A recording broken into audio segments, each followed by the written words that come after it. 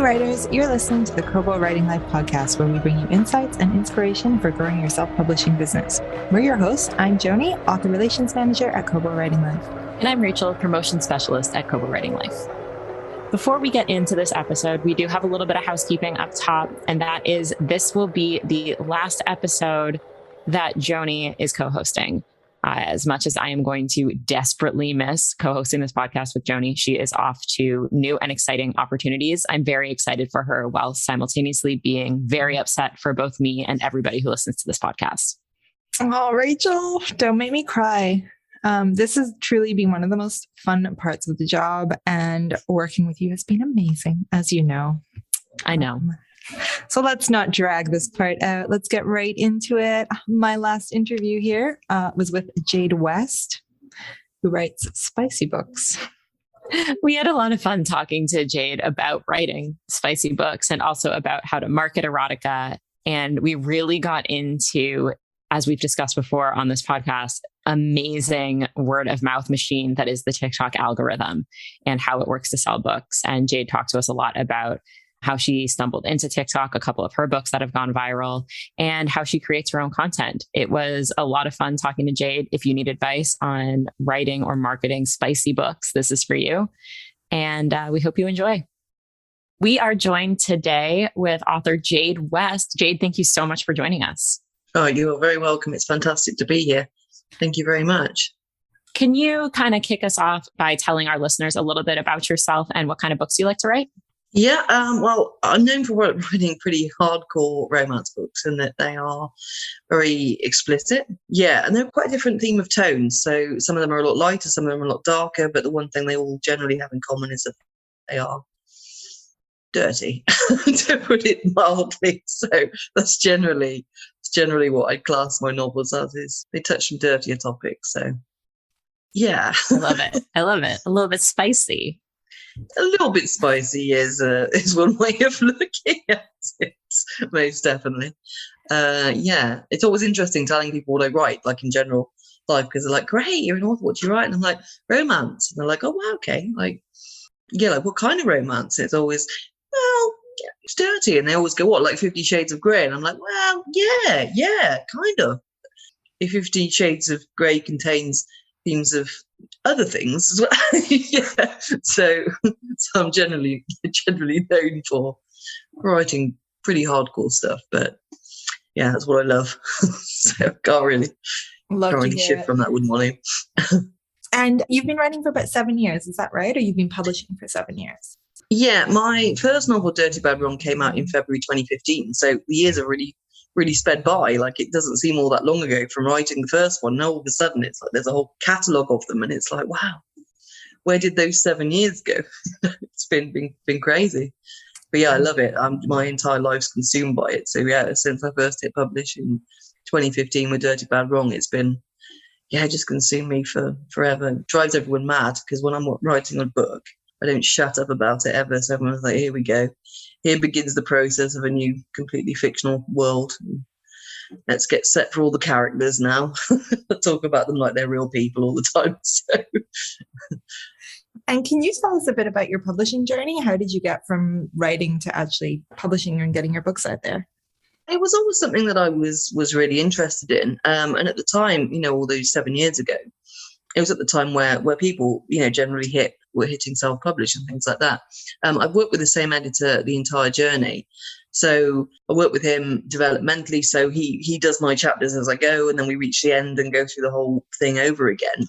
And then, so yeah, the first moment I hit publish myself was kind of crazy, because you always hope for something. And then I hit publish, and it hit 68 in the Kindle store. And it was just like, wow, I just still remember the shock factor of just seeing where it was, and it just to have hit that high.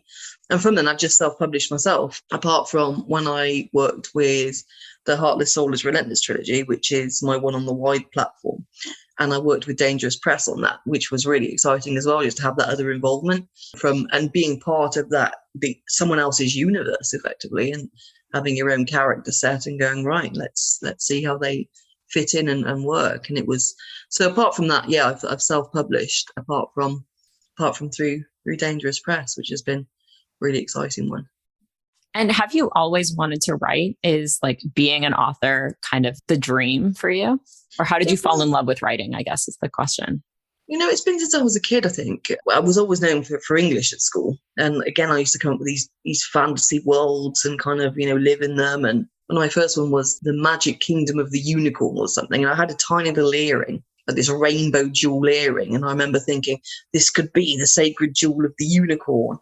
And I had a picture on the front cover of this unicorn chasing this jewel. And it became like a mini book. And so ever since then, no one's that surprised I went into writing.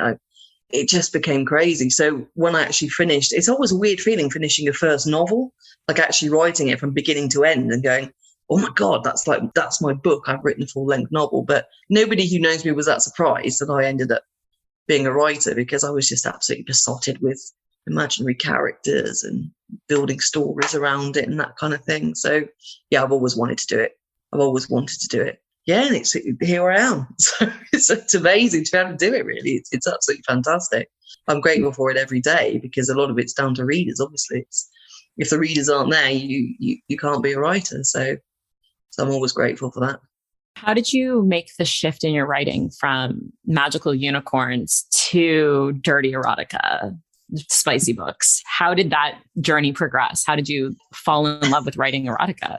I read Jilly Cooper's Polo when I was young. And then my first boyfriend was very adventurous. And there we go. so that's when it happened. I also did Chatline for a year. So I made my income then on talking to people about filth every day, which I also loved. So the hybrid of a fantasy universe, a very dirty boyfriend, Jilly Cooper's Polo, and doing Chatline, I guess, is the is the culmination of what I write now. But yeah, I love it. Like, I just adore it. And that doesn't surprise anybody either who knows me. Generally, it's like, yeah, okay. Not a surprise.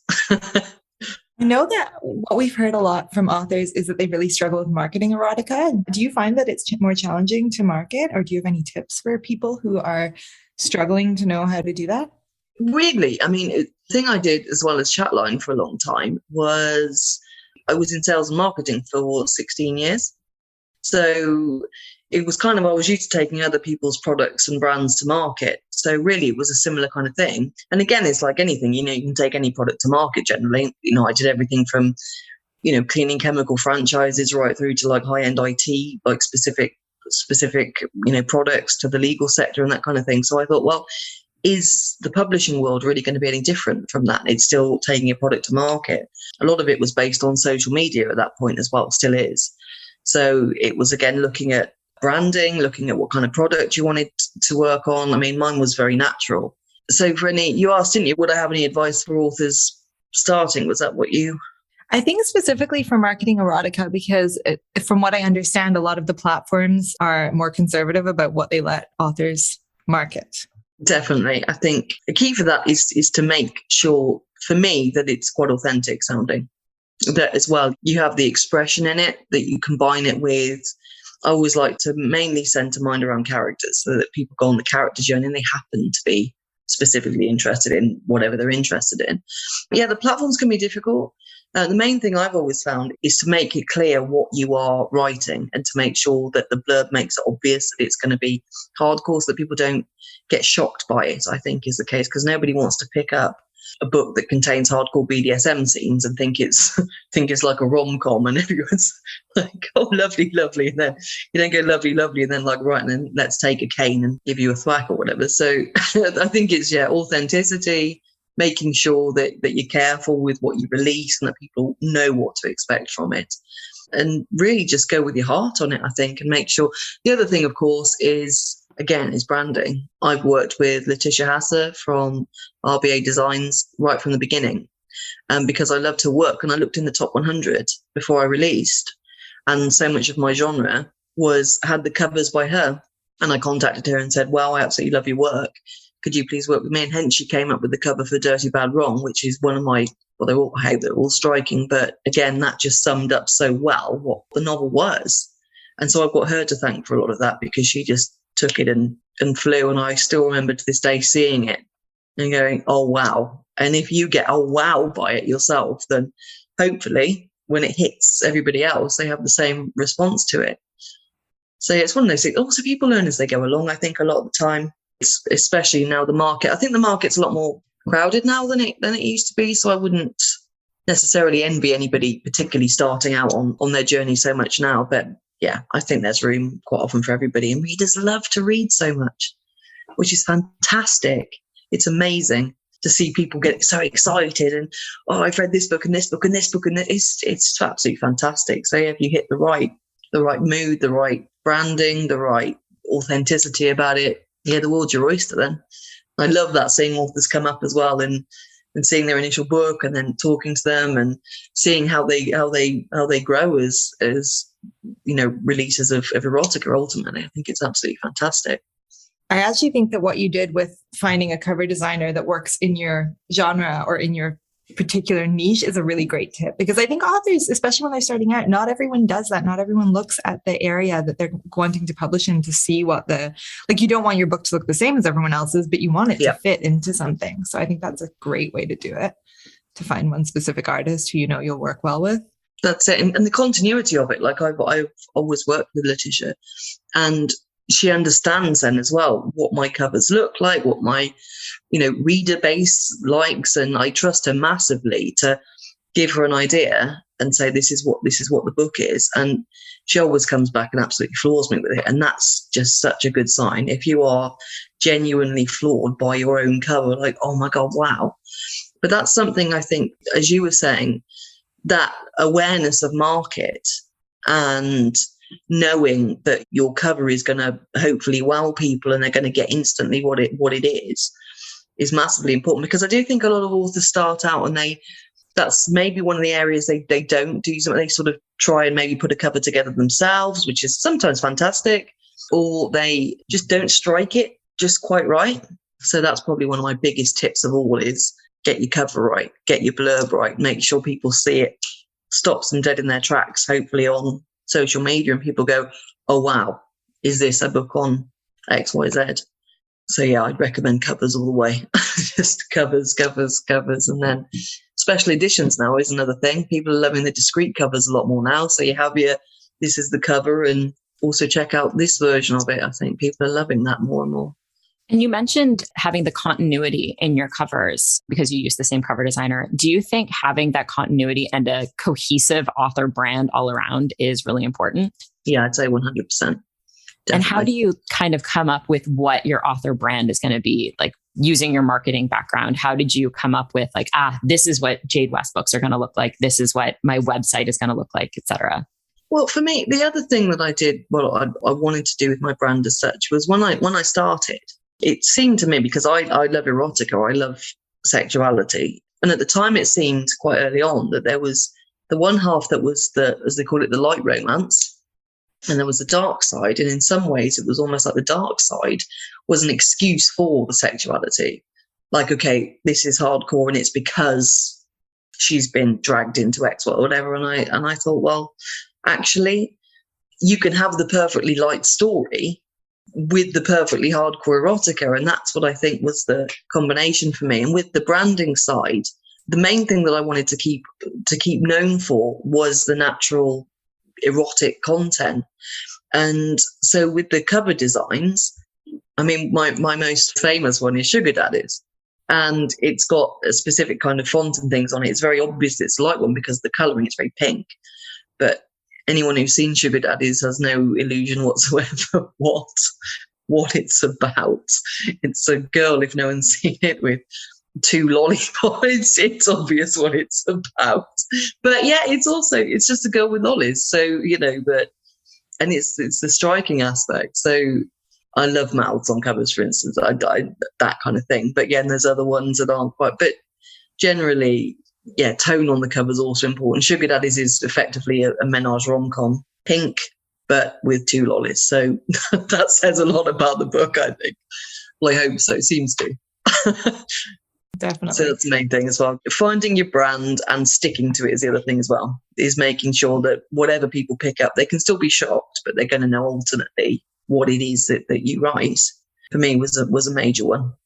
So you mentioned 50 Shades, and I don't want to give too much credit to that book particularly, but I do feel like among the release of that book, there was a bit of a shift in how, because I don't think it was the first book that people were reading that was erotica by any standards, but it went very, very mainstream. Did you feel like it made a change in the industry to sort of have people openly reading this kind of thing on the streetcar or on the bus or publicly? Like, I do think it changed with that book. 100%. I remember reading it myself and being like, oh my God, you can walk into a supermarket and get a book on BDSM. And I loved it. I devoured the whole thing in no time. And before, I remember when I first got one of my own personal favorite erotica books, and it was this paperback tattered thing that someone had got from some sort of secondhand store. And I remember flicking through all the short stories in it and thinking oh my God, you used to have to get them from pretty hardcore shops at that point. And it was like a shelf of them, And then all of a sudden 50 Shades hit, and it's yeah, for me, I give huge credit to that book because it was such an amazing one. And from that point, everyone was like, wow, let's explore this, I think. And yeah, huge respect for that. And for the really high end, ones that followed. Yeah, it seems like it opened the floodgates to just say, oh, this content is something that people are looking for, and people are coming out of the shadows of where they were reading it before, I think. Most definitely. And also then there was almost like a snowball effect, because this is the other thing. People are getting so more open-minded now. I think it's increasing hugely all the time. And also people have surprised me slightly, in a great way.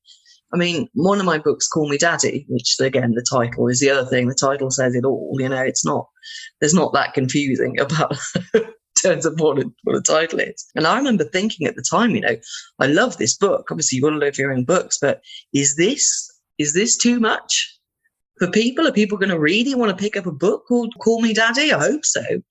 And it was the highest hitting in the charts. It hit number 10 in the Kindle store. And it's okay, I guess people do want to read a book called Call Me Daddy. And since then, it's gone absolutely amazingly crazy with all sorts of paranormal shifter romances, everything from giant aliens with tentacles that do this and that and everything else, and forced captivity. And it's just gone boom. And I love that about it, that people are just so open to explore what they want now in erotica and what's going to please them. I think it's absolutely fantastic. I love that open-minded thing. So yeah, it starts with the greats like 50 Shades, and now it's alien tentacle erotica. So amazing. I haven't gone down that route yet myself, but I have read a bit and was quite pleasantly surprised. I was like, wow, maybe I do like giant blue aliens with alien parts.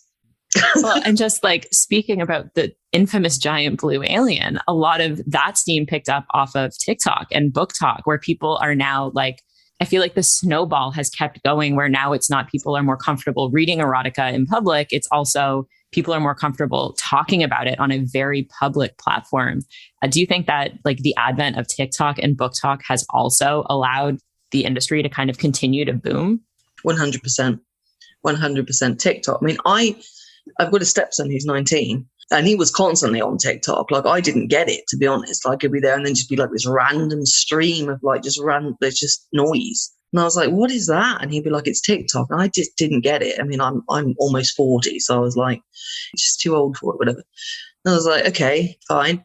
And then Book Talk took off. And I remember I was there the one day, and all of a sudden Sugar Daddies, that was, it's 5 years old at the point, just took off and just hit top 100 again. And I was just completely flabbergasted. Where's this come from? And it was a viral, I think it must have been one huge viral video on TikTok that then spins the rest. And all of a sudden there's more and more TikToks about it. It literally shot Sugar back into the top 100. And I got on TikTok, and the amount of people, amazing people, talking, reviewing, sharing, posting crazy book flicking pictures with videos with quotes and stuff. And then before you know it, you're sucked in. I now just sit and scroll through, and I'm like, oh, I'll add that one to my read list. Oh, hang on about that one. That's how come I ended up reading about a big blue alien. It was just how can I not? It's all over TikTok. I have to read this. And I read it in one sitting. I was like, people are sucked in by it. There's a reason for that. Boom, straight through it. So yeah, so I'm now sort of flicking through it constantly. And it's amazing to see the variety of people on it as well. Like everybody's finding their voice. And some people, I mean, I can't imagine myself personally dancing around a kitchen to a video. I don't dance anyway, but but it's amazing to see the different approaches. Like some people are dancing with disco lights and book quotes. Other people are putting, quotes in and talking about it and unboxing videos. And it's absolutely incredible. I've got a huge amount of respect for the community for doing that. And it's the connection of those videos person to person as well. Sorry, I'm waffling about TikTok, but I'm still completely flabbergasted by it. I think it's absolutely incredible. No, we love TikTok here. Joni and I spend a lot of time discussing on TikTok, sharing TikToks with one another, just talking about it. So please continue to discuss. Oh, it's amazing. And I couldn't believe it. I mean, and the other amazing thing as an author is, I mean, it's been the case with bloggers and stuff anyway. I've always been massively grateful for it. Anybody that wants to take the time to read your book and then share it or talk about it, it's an amazing thing to see. But to see people actually there in person, face to face, effectively on TikTok, talking about your book and the reaction they've had to it, just blows me away. Absolutely blows me away. And it's fantastic. And just even on like, these are the books I've read, these are my favorite novels, and you see yours amongst it just out of the blue. And it's like, wow, someone's actually taken the time to share this and talk about it. And yeah, it's absolutely fantastic. I love it. There's such a variety of them. So when you said earlier that you signed on to TikTok and saw all these videos and quotes, like those were of one of your books? Well, originally, because I asked in my reader group, literally, I was like, Sugar's hit the top 100 again. Like, thank you very much, everyone. It's absolutely incredible. Does anybody actually know why? And someone just said TikTok, like that, just TikTok. So I loved so it wasn't you at all? It just sort of That's really clear. Cool. I was like, thanks, everybody. That must have been really amazing for you to go in and see all that. It was crazy. And then there were so many videos about it. And I'd be scrolling through just as a TikTok user, see it places. And it was like, wow. And there was one video, it got millions of views, millions. And it was someone recommending their books. And Sugar was on it. And it was like, oh, wow. Like millions of people have seen this video. And there's Sugar there. And Bate did it recently, Bate, my other one. And I saw this incredible video, which absolutely, I was laughing my head off. It was someone talking about, because Bate's a story, it's consensual non-consent. So it's a woman who posts about what she'd like from fantasy online, and a guy responds to her. Mm-hmm. And there was a video, and it was someone going like, oh, succumbing to the desire of posting the ad online. And then there was, I'm trying to remember exactly what it said. And then a huge guy with a Jacob's ladder piercing chases you through and she like just flew herself onto the bed. And it was just absolutely hilarious. And it had thousands of likes. And of course, then Bate shot up the charts. That's really cool. It's just fantastic. I love seeing all that. What ego boost to sign into this platform you don't really know and have everyone just showering you with love.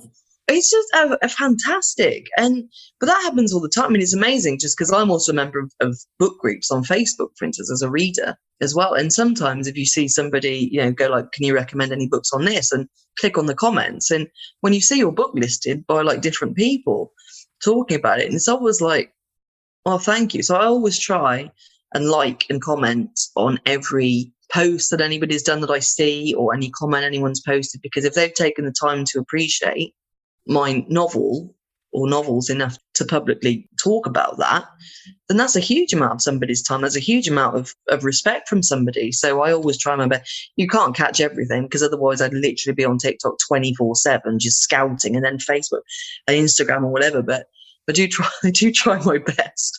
But it's a huge amount of respect. I think it's just booming. It's exploding. It's just more and more and more and more and more. And yeah, I love it. But yeah, on my stepson used to be on it, scrolling. And I used to be like, seriously, are you ever going to get off TikTok? Like, do you want to do something else? And he was like, no, scrolling through. And I was like, I don't get it. And now there's me doing it, just with book stuff. And his stuff's like funny videos of animals or people. Mine's literally books. So they do the algorithms or whatever they do pretty well. The algorithm is wild. It's wild. And we've talked to a couple authors who have had their books go either like semi-viral or viral on TikTok. And what I always find so fascinating is it always happens organically. Like, Yeah. it's not like, it's rarely a marketing push on behalf of the author. It's just like the right reader picks up your book, makes a video, that video goes viral, somebody else then picks up the book. Like, the whole thing is just fascinating to me. It's so cool.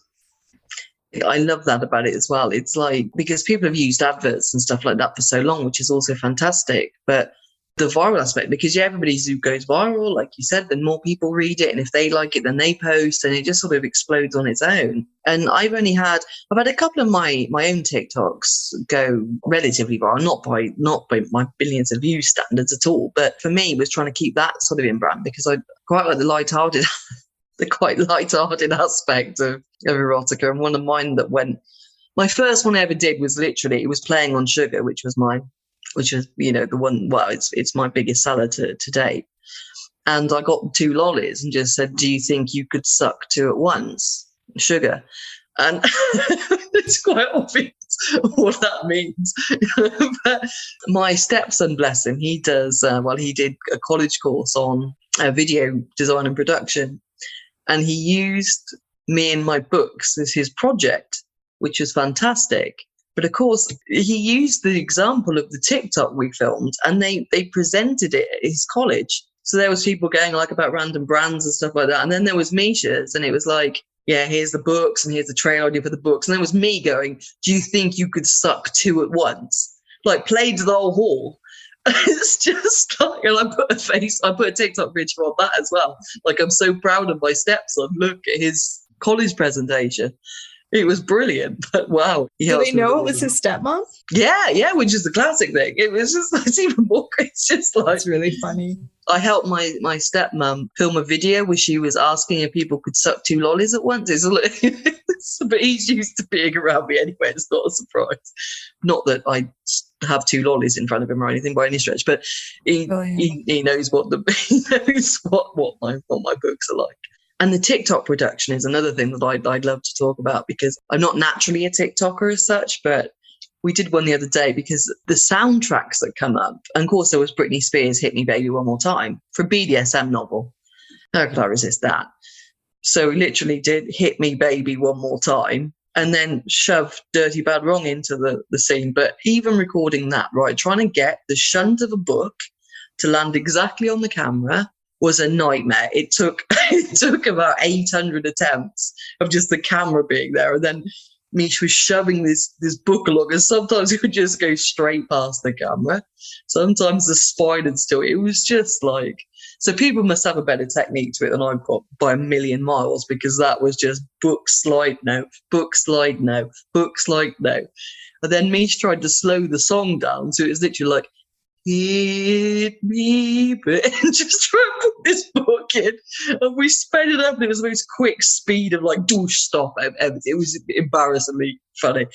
So kudos to anybody who can manage those, because it takes me a long time to get anything ready. So yeah, that's my TikTok journey so far, is trying to shunt books into scenes and talking about 2 lollies at once. But it's doing okay, hopefully. It's doing okay. And not to just keep talking about TikTok, because I will talk about that all day, but how did you make the move? Like, how did you decide to go from kind of passively watching videos and liking comments to creating your own content? I kind of figured I was having so much fun with it as well. It's a thing, just watching other people's videos and thinking, do you know what? This is so much fun. And like I said, I don't dance ever. Like, I'm renowned for it. I just can't do it. I just don't. Like, I'm at the side of a disco. I just can't do it. I just never have been able to. And so the idea that I've seen these amazing dancing videos of people sort of doing all the, ooh, and then book quotes. And I thought, I can't do that. I'm going to look like such an utter idiot if I try and dance in. I just can't. So I opted to sort of bring the personality element out of it, because it was so personal, TikTok as well. Like, you had a real sense of people on it. And hence I did the sort of my own dirty humor, I guess it is, with some of it. And just love sharing that kind of thing, but you've also got about 3 seconds, I think, to grab people before people scroll on. And the amount of times I just scroll on without thinking. So again, it's that wanting to grab people and hold their attention. And quite a lot of that, I think, is either shock or humor, which is always what grabs me, is people shock or humor, or the genuine sort of review side. But yeah, I love all that. But yeah, the thing that made me take the leap was just going, I'm enjoying these videos so much. I think I really should really do one that showcases that kind of humor side largely. But it's a big thing to suddenly post a random video of yourself, I think, because like it's not something I would generally do necessarily. So, and some of it's embarrassingly funny because I wanted to do, there's a DVP scene, which is quite renowned in sugar daddies, for instance. And I wanted to, you can't go on TikTok and say, you've got to kind of mask it or make it funny. So I ended up at a golf course, like a mini golf course on a Saturday afternoon with 2 golf balls in my hand, knelt down next to a golf hole, saying, Carl and Rick have one condition. You need to be able to take 2 in one hole, dropping the 2 balls into the hole. And these people around just watching must have been thinking, what the hell is she doing? And the first time it was cringe because I literally had these 2 golf balls, dropped them into the hole, and one of them bounced back out again and ran down the track. And it's just like, what the compost that? So again, it took about 15 attempts, I think. And so I love that kind of humour side of it. But again, hit me baby one more time. It had to be done, it had to be done for a BDSM book like Dirty Bad Wrong is. So, well, yeah. And like Joni mentioned earlier, a lot of authors can sometimes find it challenging to market erotica to just like in the ad space, for example. But on TikTok, it's a whole other challenge because you have to avoid using any kind of sexual or explicit language or else it'll get flagged. So that must be really fun to try to come up with creative ways to talk about your books without actually saying anything that they're about. I failed the other day on that because I couldn't resist again. It was a soundtrack and it's the song They Won't Stop Coming and They Won't Stop Coming. So I couldn't help myself. Like my latest novel is called Strangers in My Bed. Like it says it all again. I mean, the title says it all. And I couldn't resist. So I did this video and it was the song lyrics like, they won't stop coming and they won't stop coming. And TikTok just went, no, we're not posting that. It just wouldn't post it. And I'm not surprised. I did actually use the water emoji after as well, which maybe wasn't the best idea because they definitely flagged that. So I was like, okay, well, that's not gonna work. So it's definitely a challenge, but I just love the humor side of it and trying to make it. And then there's all these things now where it's like, okay, you substitute the letters for numbers and try and disguise it and that kind of thing, which does seem to work pretty well for people. And I love that as well, just seeing it. And then this random stream of text comes up and it's just almost like code language of like erotic with like a 1 instead of the I and stuff. And I love all that as well. I think it's so creative. It's a really creative platform in general, I think. It's amazing. And the difference is, like we were saying earlier, in terms of videos, like some of them are so serious about book reviews. And others are jumping on bed talking about people with Jacob's ladders chasing them in the dark and stuff. And it's just brilliant. It's absolutely fantastic. Room for everything. And that's why we love it. Yeah. But I think it's taking over absolutely everything now, like, which is fantastic. Like the book talk community is going absolutely phenomenally well. And I do wonder how, compared to 6 or 7 years ago, the way books are now go viral or marketed is so different now, I think. And I don't think either now that traditionally when books used to be released, I think it was generally quite a specific strategy of the build-up with the book blogging community. And then, you hit release and you sort of watched it where it went and you tried to get into the author books or whatever and get into the algorithms and shoot the book up. Now, there are books shooting up the charts from all over the place based on quite often, like we were saying, one viral video. So the top 100 or whatever it is, whatever the bestseller list on any platform is now, is so unpredictable compared to what it used to be. You'd have like new releases and now it's just like, wow, Blue Alien, #1 of everything, which is fantastic. It's amazing. Or like Sugar Shoots up out of nowhere. It's just, I love that about it. I love the unpredictability of someone going, oh my God, have you seen this novel? No. Everyone then sees it. Everyone goes and loves it or grabs it or whatever. And then it's the whole stream and you see the same books over and over. And they just ingrain into you. What's it in marketing generally? You have to see something 7 times before you acknowledge it, and then it becomes sort of subconscious. So the more videos that people have with their, I mean, I don't even want to know how many times I've seen Den of Vipers, for instance, in a video. Like it's a lot. It's amazing. Basically like word of mouth on steroids, right? Yeah, absolutely. It's really cool. How often do you release books now? Again, it varies. so much. Like, I just released Strangers in My Bed like a week ago. Before then, I hadn't released in 14 months. Okay. And then other times, like, they just fly like crazy. And I'm just literally, I think Poison, one of mine was done in a couple of months, just because it just went through. In fairness, Strangers in My Bed it's 2 novels in one, effectively. It's like it's a huge paperback. By far, like, compared to all the others on my shelf, it is massive. And that one was effectively 2 full-length novels in one. But generally, I'd say mine, I tend to release about 3 a year, I'd say. They're slowing down a little bit now, but I tend to like write them just all the way through. I get obsessive with them as well, massively so. Like everyone, like I said earlier, it drives everyone a bit crazy because I just don't talk about anything else.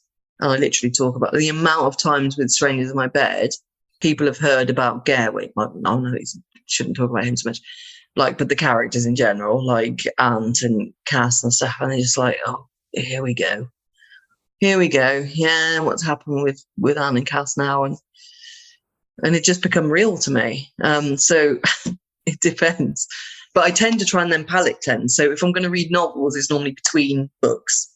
So then go, right, this one's done, right, release, whatever. And then it's try and cleanse my palate with a load of reading. And then try and start another one from fresh, because I can't go from one to another. I love it when authors can, because so many authors have like the build-up of different novels brewing that they sort of finish one and then they jump straight back in and hit another one out there. But I can't work like that so much. So some people release a book a month. It's incredible. Oh, we know. It's wild. Yeah. Yeah. And I've got a huge amount. It's just, wow. One author I know said that they could write up to 20,000 words in a day. They're probably dictating. That's what we've learned from talking to people, that seems to be how people get that kind of volume of words written. It's amazing, though. It's just absolutely incredible. Like, I'd be up for 24 hours. I literally writing solid. Right? I don't think I'd get any sleep. I can't imagine it either. But I love how passionate writers always are about their books. It's amazing to hear, and how excited you get about talking about your characters and letting that bleed into all aspects of your life. It's just amazing. Well, in some ways, I remember one of the most sort of things someone said to me once, because like I said, I was in sales and marketing for years, but I've always been a bit eccentric. Not eccentric, I don't know what the word is for it. Someone, a businessman I was working with, got quite confused by me slightly, because I was generally quite well known for taking products to market. And when he met me, I just wasn't part of the mold that I don't think he'd ever seen in high-end sales as such like that. And I think he was a bit sort of, wow, okay. And then he was almost relieved when I became an author, because he was like, I understand it now. Like, you're an author. Oh, yes, that makes more sense. And it sort of like made more sense to him then, really, that was where because I must come across as quite fixated, I think, for people in general life. And I love the passion talking with other authors specifically about it, because you can have such an intense conversation with people about imaginary characters, with how their imaginary characters are going, with how your imaginary characters are going, and all sorts of stuff. And I absolutely love the creativity side of it. And the amount of author friends I've made on just from being an author myself is incredible. And everyone that I've come across, everyone has book world dramas, especially on TikTok. There seems to be quite a little bit of drama sometimes, but again, the support of it is absolutely phenomenal between authors, and seeing other people succeed. And I've had an awful lot of support on that, which is always fab. And yeah, the stepson that I told you about, who shared his his 2 lollies project with the college, is now just walked in. Yeah, hi, mate. There he is. I was saying this is a podcast. I want to say hello. Hello, podcast. I was telling everybody how you were helping me with TikTok and I got shunting. Yeah, he got a distinction for that project. I got literally highest mark in the class. Yeah, literally for amazing. Congrats. So he did great. Yeah, Misha's got home from work. Probably tell. So apologies for that. He's quite something. He's been amazing. And are you working on anything right now? I know you've just released a book, so. Yeah, I'm palette cleansing, and again, it's such a weird one, because Strangers in My Bed was so dark and intense. It was my darkest one I've written, and the most twisty one I've ever written. And there was 2 books effectively in one. So after that, it was absolutely just like whoosh. Like, exhausted just of living in that universe. Not that I don't want to live in it again. So my next one is going to be a lot more along the lines of Sugar Daddies, which is a lot lighter. And in some ways it was strange because I only wrote the first chapter of it the other day. And the tone change was crazy. It was just like, wow, just sort of dancing on air a little bit, like, woo. So I'm working on another more rom-com-y menage sort of thing next. Again, it's going to be relatively hardcore. But yeah, I did a bit of palate cleansing and then I've just gone the other way now because I think it would drive everybody crazy if I did another duet in one of dark romance themes of talking about twists and turns and I think they'd just be like, please, can you write something a little bit lighter? Bubbly. Just write something a little bit, just a little bit more chirpy. When you're palate cleansing, do you read within the genre that you write as well, or do you read it more widely? Quite often. I mean, I like all kinds of books, really, whether that's factual more or just a variety. I love quite often reading friends' books, and I love reading generally as well in genres that I don't write in. Like, yeah, for example, the Blue Alien book is not something I generally write, and I was like, I've got to try this out. Absolutely devoured it, and it doesn't surprise me because then everyone was like, "Wow, there's 18 books in the series," and they read them in like 4 days or something. It didn't surprise me in the slightest. So I was like, I literally which book is that this? So we can share. Ice Planet Barbarians was the one I read, and it was literally number one in the entire store. And I thought, I've got to do this. I've got to read this. Like, it sounds fascinating. And I sat there and I read it through in one sitting, which doesn't normally happen for me. I'm quite in and out with writing, but with reading. But my God, that book just sucked me in. It was just incredible. Like, so that kind of thing. And sometimes I love reading some of my friends' work as well. Made the mistake once, not mistake, but I was doing a book signing called Romancing the Falls at Niagara. And I was reading a friend of mine's book called Pet by Isabella Starling. And I thought, it's okay, I'll read a bit and I'll go to bed before the signing. Lo and behold, could I put it down? No. And my partner's John's going, will you just put that book down now, please, and go to sleep? Because I couldn't do it. And then I ended up waking him up to tell him about it. Like, partway, I was like, guess what just happened now? And he's just like, can we just go to sleep now? I said, no. And there's another one I read, which is one of my favorites of all time, called The Silver Cage. And it's actually by anonymous. I don't know who's written it. And I woke him up again in the middle of the night to tell him that I was sobbing, literally sobbing, going, this book, you're never going to guess what's happened. And again, he was like, I really don't care. Like, can you just let me go to sleep, please? And it's that kind of stuff. I love being consumed by them. But yeah, different genres. I like quite a lot of almost like occult fiction almost. One of my palette cleansers. I go back to the same books as well quite often. Like, I do that in movies and stuff as well. I will generally watch. I don't even want to know how many times I've watched the Alien quadrilogy. I don't know. It's a lot. It's a lot. Same as a couple of the books I've read. It's a lot. But yeah, variety of genres, I'd say. That was a long-winded answer to that question. Quite a lot of different genres, I'd say. One thing I wanted to ask you, and I'm kind of taking a hard turn from reading into writing, is if you have any advice for authors when it comes to writing sex scenes, because obviously your books contain several, and you're obviously quite comfortable talking about sex and writing about sex. So I was just curious if you have any advice for writing authentic, good sex in romance novels. Try it out now. A lot of it, this is the thing. Again, it depends on what kind of angle people are going for, because you can write fantastical kind of erotica, which is, consumed by passion and stuff like that. In reality, people say mine are quite gritty, because if you're going to, I'm trying to put this, if you're going to write in some ways about taking 15 guys at once, there are going to be some repercussions from that, as in, you need some preparation and you need some aftercare from that. So I tend to keep mine pretty gritty on that score. And again, it's right from the heart ultimately. And also, I mean, this says something, right? What turns you on is the other thing. If it's going to turn you on, like genuinely, then it'll strike the chord with other people. And that's one thing that always amazes me slightly, is people will quite often say, like, where's one of my books, Poison, and it's one of my more extreme erotic novels, I'd say. And I love that book not because of the way of it, but I love the content of it. It's actually my boyfriend's face on the cover. and I love it. Because and people go, that's absolutely disgusting, that book. And I'm like, yeah, but I love it. I just love it. Again, so it's, be authentic. Write about what you really, really, because if you end up thinking about it around writing the scenes and stuff, and you end up thinking about it and thinking it's really hot yourself, there are going to be people out there that share the same taste. Not all the time. Not everyone's a fan of Poison, for instance. Some people put it down partway through and go, I'm not reading this. This is absolutely not my bag. But other people don't like reading books about Call Me Daddy or being hit by a cane or whatever else happens. But be authentic. Again, it's just, I think writing, a lot of it's about authenticity. And I do try and bring in a lot of my own personal experience to it. And that's not just erotica.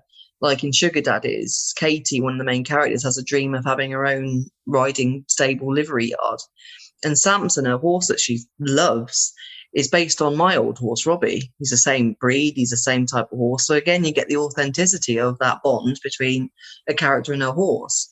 And that was just my horse, And I think people can tell that. Not that you have to go and go in a club explicit, for instance, like I've said about, and have like a whole group of you doing all sorts of stuff together. But if it turns you on, then write it, and read it, which is the other thing. I think authenticity is the main thing, and having the research in it as well, to know that there are some quite uncomfortable scenes in my latest one. Because if the main character, if Ant is going to get cast to go into a bedroom and do what he wants her to do, there'd be some preparation involved in that. And that's almost one of the most uncomfortable things people find in it is, oh my God, it's like that.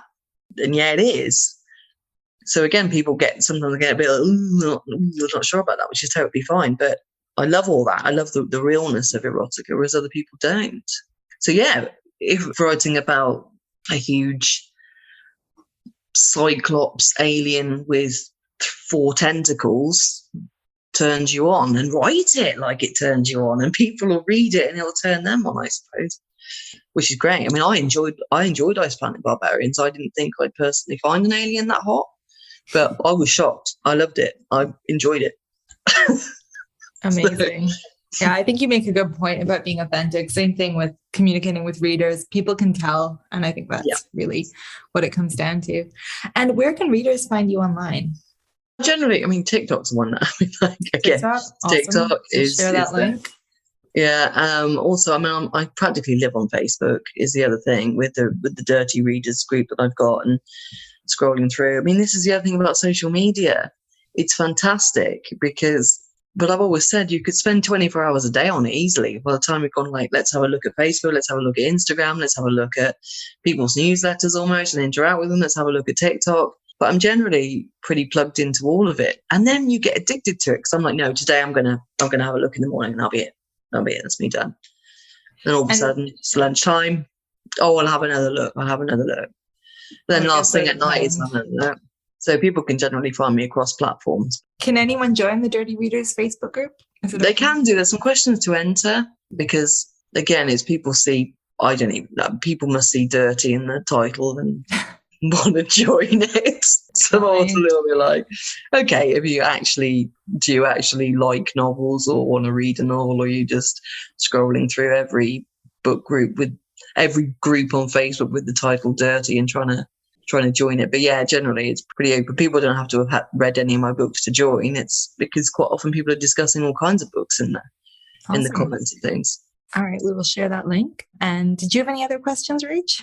No, I think I'm all good. I wanted the sex scene writing advice. That's why I'm here. So why not? They're out there. So we love to hear it. Amazing. No, but genuinely, I think it's something that newer authors do struggle with because it's hard. It's hard, and then you worry about other people reading it. Do you worry about I live in a small town. I'm not joking.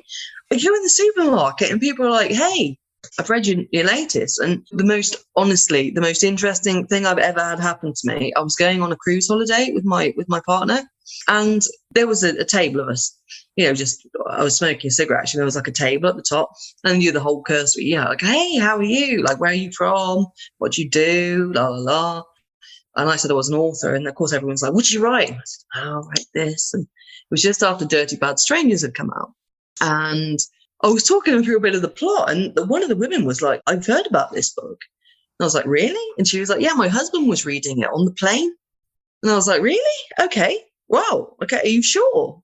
And she was like, yeah, definitely he was. And I thought, okay.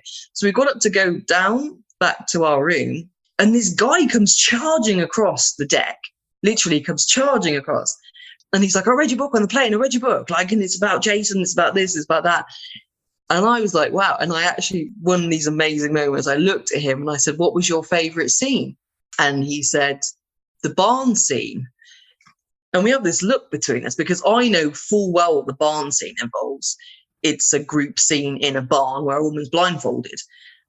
And we're looking at each other and it's just like, cool. I'm glad you really enjoyed that. And it's the same at the supermarket.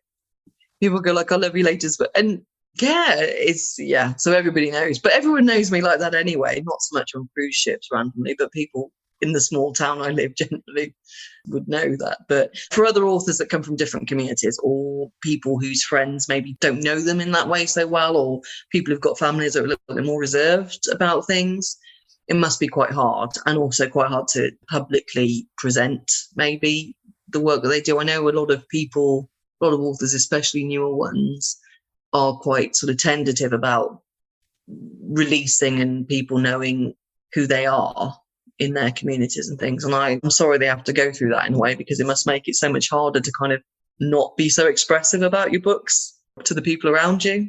So yeah, that must be quite sad for people.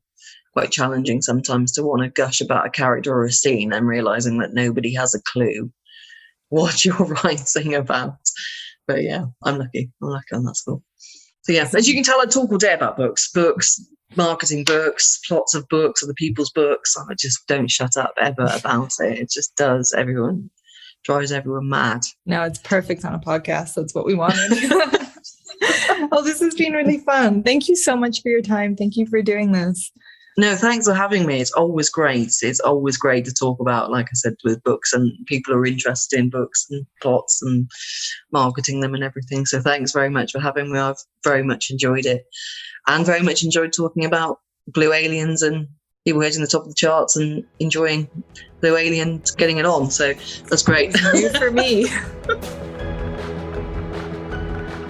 Thank you for listening to the Kobo Writing Life podcast. If you are interested in picking up Jade's books or following her on socials, we will include links to all of that in our show notes.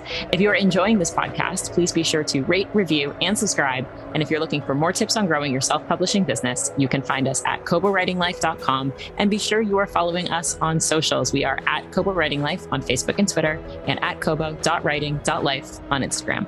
This episode was produced by Joni DiPlacido and Rachel Wharton. Our editing is by Kelly Robotham. Our theme music is composed by Tearjerker, and a huge thank you to Jade for being our guest. If you're ready to start your self-publishing journey, sign up today at kobo.com/writinglife. Until next time, happy writing. I'll miss you, Joni.